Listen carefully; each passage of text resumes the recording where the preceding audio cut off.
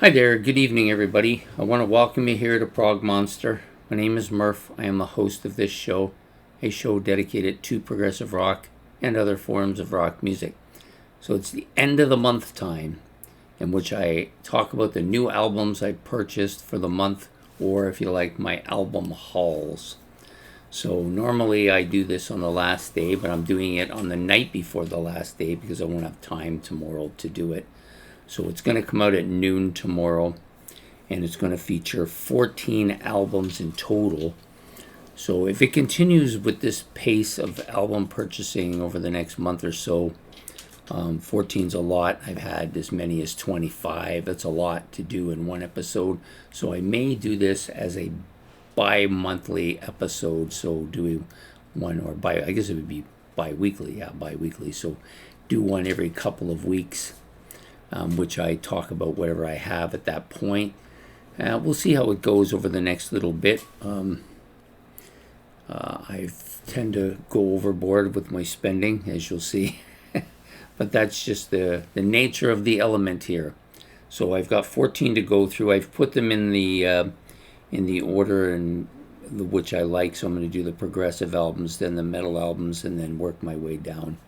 So I've got three albums I think qualify in the progressive stage.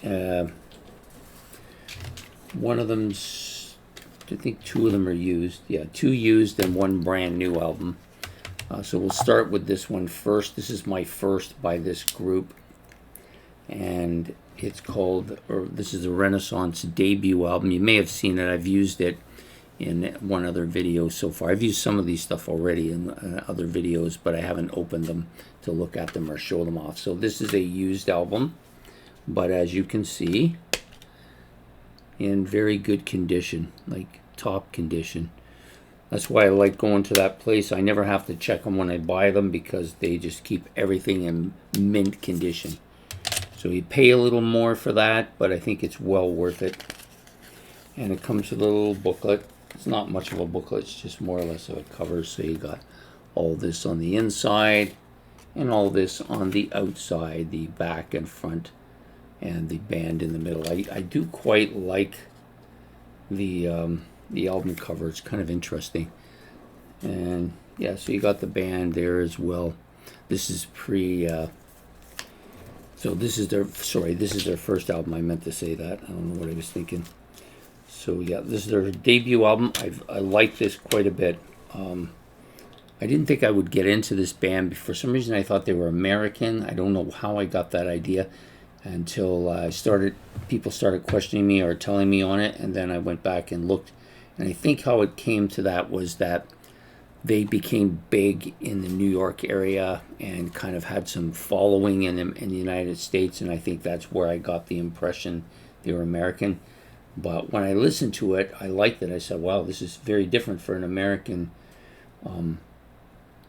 progressive rock band, but now it's quite clear they're British as well, which doesn't surprise me. They have that British flavor to it. This is really good, very classical sounding stuff. I like it a lot. So that's going to be an album I probably start following this band now. Next up, has a little bit of a progressive element to it. At least the cover and some of the songs on this have that feeling to it. This is quite a good album. I remember this album's a little bit later in his career too, from '93. Steve Miller Band, Wide River. Did a little bit of progressive, but I would say this is more of a rock album. The song Wide River is known to me already. I haven't listened to this album, so I don't know what the rest of the tracks are like. I know that one track because I've heard it. I liked it a lot. I suspect I'm going to like some of the other stuff too. The album is a used album, as you can see. Again, in immaculate condition.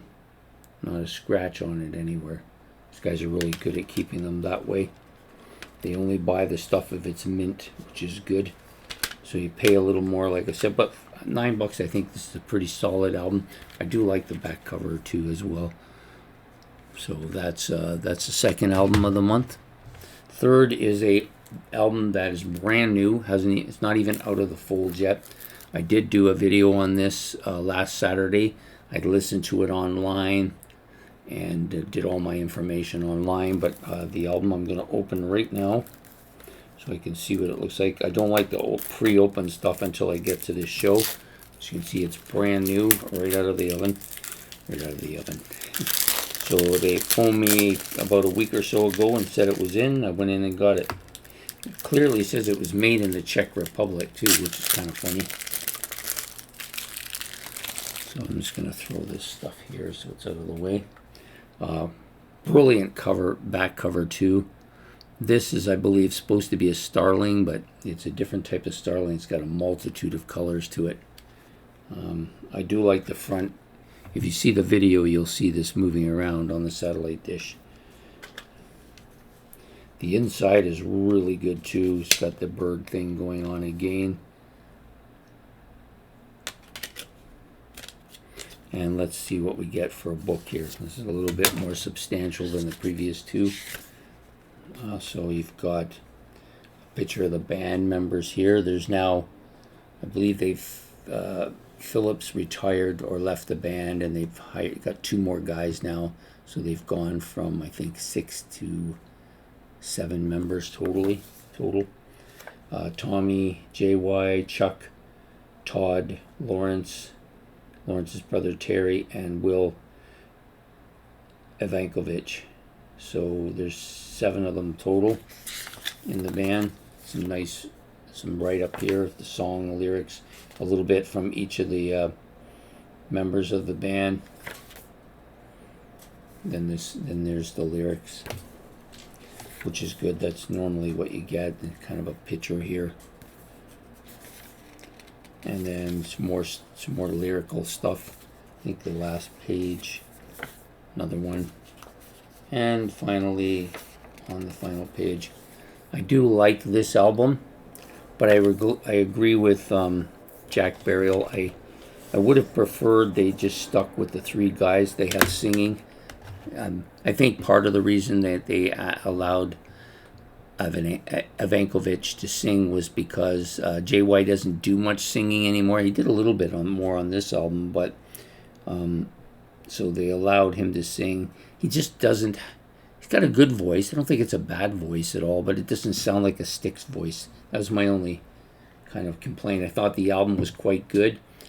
The guitar, as Jack said, is a little bit further back in the mix than I like, but it's heavier than I thought it was going to be, because some of the other reviews I've seen said that it's not as heavy an album as they would have liked it to be, but I found it to be decently heavy. Not overly heavy, but still pretty good. I think it'll be a good album for me this year. I don't know that it'll be as good as Crash of the Crown, but definitely a strong album for me. So now we're going to move on to the metal albums, of which I have. I think you can classify these 4 as metal albums. So the first one I've kind of talked a little bit about on one of the other episodes. Iron Maiden's Genjutsu, which I believe is their most recent album from 2021. Some lovely, great looking album covers.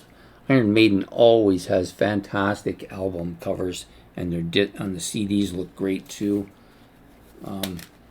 Yeah, really strong covers for them. They seldom have anything that's not at least excellent or better. This is a fantastic cover, one of their best, I think. Yeah, so and it's a brand new album, of course. Well, it's not brand new actually. It was a used one. I got it for a decent price. I think I was happy with the price.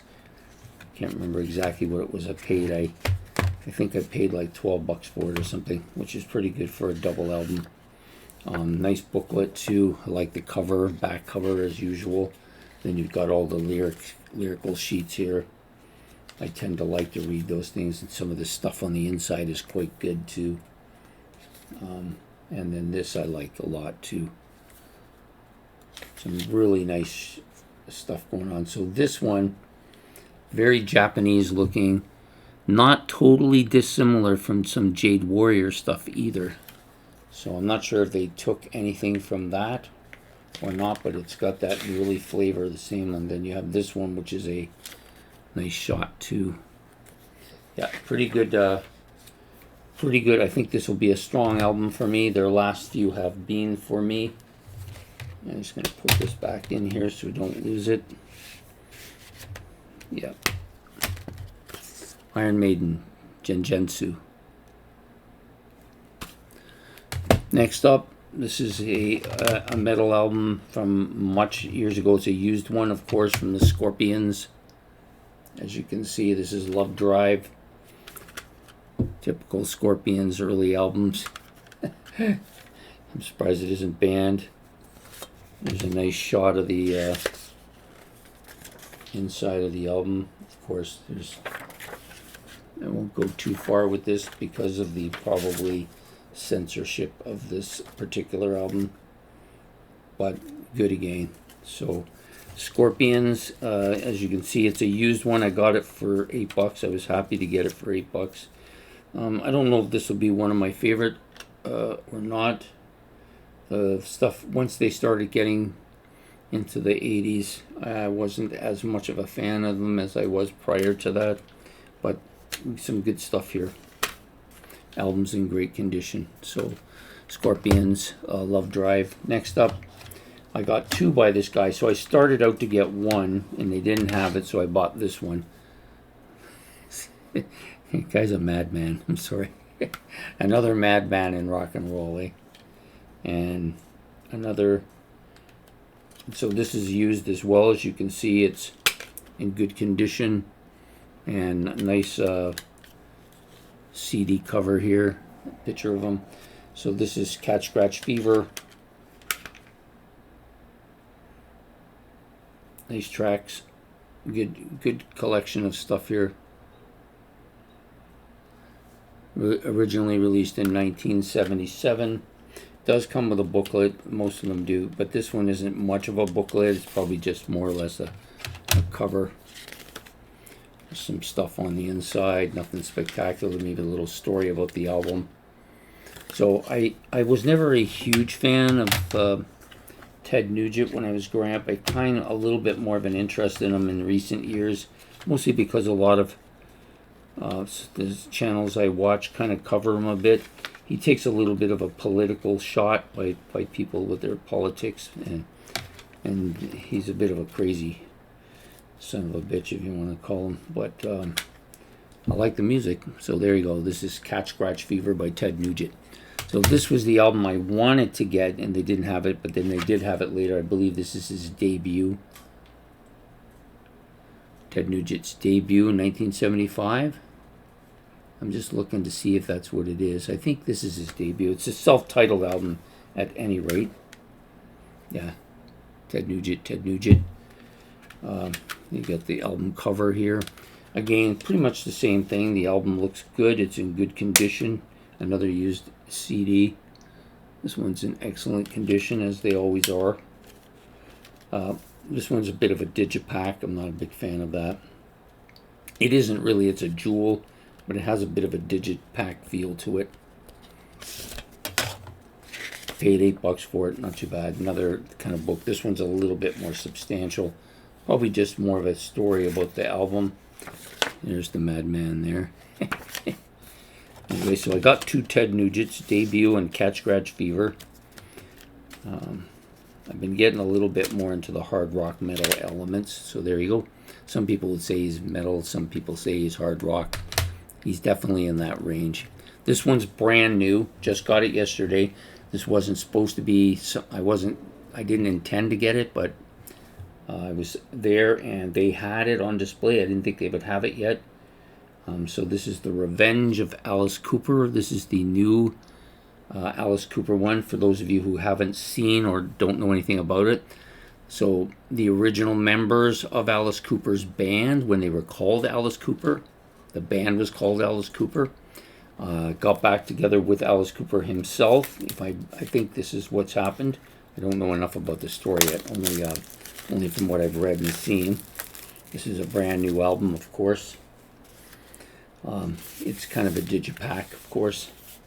And so it does talk about the album in here, so there's probably an explanation of it.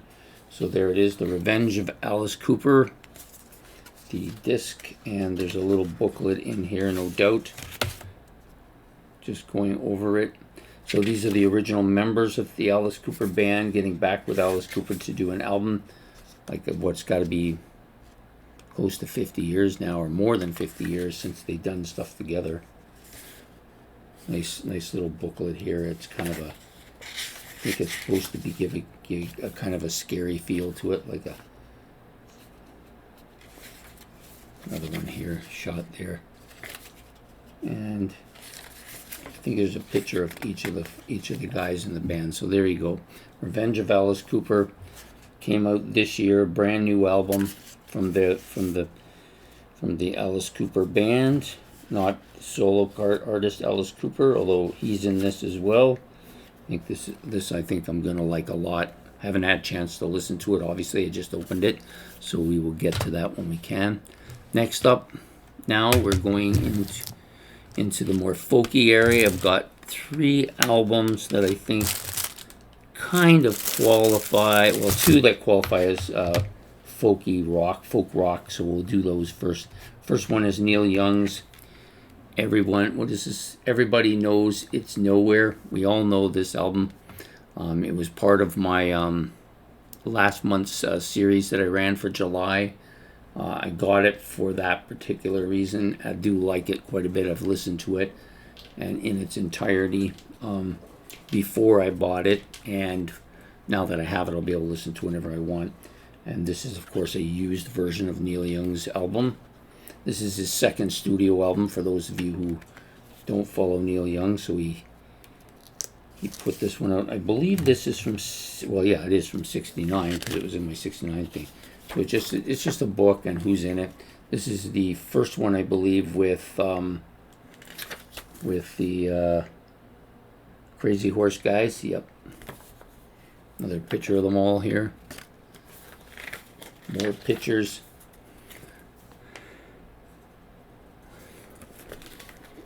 And then, of course, even more stuff here.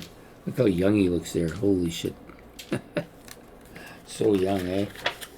Won't look like that anymore for sure, but we all lose that after a while. So there you go. That's I like the back part too. Kind of fits the whole scenario. So Neil Young's Everybody Knows This Is Nowhere. Cinnamon Girl on this. That's the main reason I like it, but I do like it. Now the album also came out. I got this for the same series that I ran last month. I wanted it anyway, so it made it easy to get it for the series.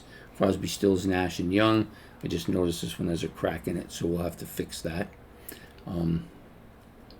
This is their debut album from 1969. Oh, the Encore Records thing is still in there. All the money I spent. I don't like those because they remind me of how much I spent. So this has your typical Atlantic Records kind of label that you got in that time period. Album's in good condition, as you can see. It does have a few marks on it, nothing serious, but a few. And of course, it's a kind of a booklet too. Of course, you got the front and back together here, and then the lyrics on the inside. And there's a picture of the 3 of them here, looking very young. I guess they all were young back then. Just another page of the same thing. So that's Crosby, Stills, Nash and Young, debut album. Glad to get it. Next up, this is a Cretan Clearwater Revival. So they kind of, a little bit of a folky sound, but also a little bit of that southern, little rocky sound. Haven't listened to this particular album before. It was only $6. I said, how can I go wrong? It's in good condition. I like this cover. It's one of their better covers, I think. This is also a digipack. Comes with a booklet as well. As you can see, the disc is in good condition. It's got a little bit of a writing there on the back. So there you are. Here's the book there's 4 of them there. This is from 1970, I believe. This is Pendulum, one of their studio albums. So I don't know what's happened, but over the last 2 or 3 months, I've ended up with at least 3 or 4 of the Creton's Clearwater Revivals. I don't know, there's something about these guys that does something for me. I'm not usually a Southern rock guy. I do like Lynyrd Skynyrd a bit, but this band, for some reason, they just captivate me. I like them. So, CCR's Pendulum. There you are. Moving on. This is another kind of a pop. So now we're getting into the pop albums. I have 3 of them. Two used and 1 new one. So the first one will be Steely Dan's Gaucho. It's one of the albums I'm missing from my set. It's only $10 and I saw it and grabbed it. It's in good condition, the album and everything about it. So let's just open it up here. As you can see, the CD's in good condition. It's kind of got a greenish tinge to the album cover as it does to the booklet here, which I'll pull out so we can look at it. There's the book cover and there's the book's back. And then you also have, of course, this one actually opens up right into almost to a poster-like thing. Lyrics and stuff here, and then you also have more lyrics on the inside. I can get you to see all that. I think that might be upside down. Nope, it's right side up. So there you go. So it's kind of like I said, a poster-like cover, and everything's in good condition. It's a $10 used CD. Fantastic, almost like brand new. 2 more to go. Second last one. Chicago. This is Chicago number 6. I think I like the first 8. I've listened to up to about 12, but I think the first 8 I kind of liked. They kind of got more. The further back you go, the more I like them. That's the best way to put it, I guess. Another good-looking CD. Good shape. I think this is just a single album, which is in itself is kind of unusual for Chicago. I think the first 2 are doubles. I think they tend to put out more doubles than singles at times. So there's another picture of all of them there. Another shot. I don't know what year this one is from. I don't see anything to indicate it. Could be 1973. Looks like it could be that. Here's a list of the songs, of course. You get that, and then you get a list of who's on the band, on the album here. Who's playing with the band, so I'm trying to get it so you can see it. There it is there. Terry Kath's still in there. I think for me, they kind of started to, as soon as Terry Kath passed, I think that kind of was the beginning of the end for them, for me anyways. I'm not saying that maybe they're still good in some ways. I haven't followed them. But I've been following these first ones with him on it. The guy's an extraordinary guitar player. I didn't know much about him until I started listening to this stuff. Really good. So this is actually from 73. So this is number 6 for them. And the last album I have is also a new one. Here it is. The Velvet Underground. I think this is the 3rd studio album by them from 1969, I think. And this was probably the reason I bought it, was so that I could have it for my series that I ran last month. It's brand new, so we'll take off everything. So I got 3 new ones this month, and then the rest were used. But so there's the Velvet Underground opened up. And again, on the back, you get all of the song listing. I believe this is their 3rd studio album, self-titled.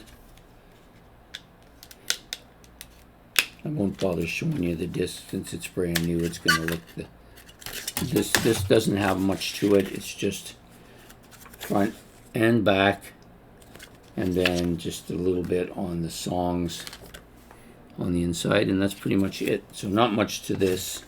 I think I paid $15 for this, but this is a band that I've kind of started listening to last summer a little bit here and there.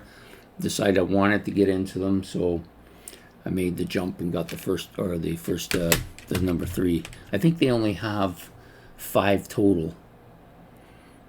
The first 3, and I think the last 2 may be a little bit different from the first 3, but I think they only have 5. So if anybody knows, they can leave comments about that in the comment section. So that's it for today's